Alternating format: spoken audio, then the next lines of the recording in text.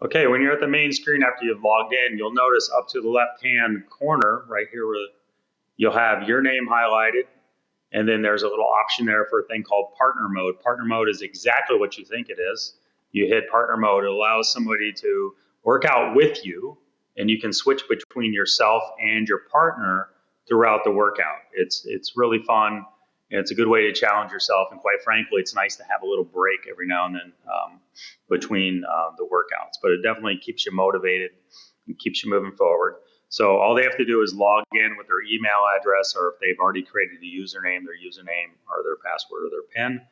If it's your friend, a neighbor, or whoever just wants to try it out with you, no problem. You can hit guest. The big difference is that you will not have their data or ranges of motion saved. So I'm going to go ahead and hit, I just want to show you, exit out. So the partner mode is actually available. Even if I go into exercise, I can always choose partner mode. So you don't have to do it from the main screen. So I'm going to go ahead and log in as a guest. Okay, I'm going to go ahead and pick an exercise, tricep.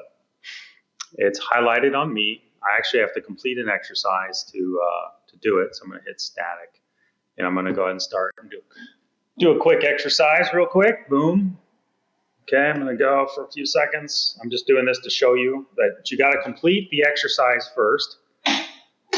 Then once your exercise is completed, so my exercise is completed, then I can go to guest, and then they can do the tricep pushdown. Okay, so, and then when you're done, you're done. So if your name is here, boom, or if somebody's logged in, their data will actually track as well. So you got all your data, but if your partner is logged in, they can see all their data.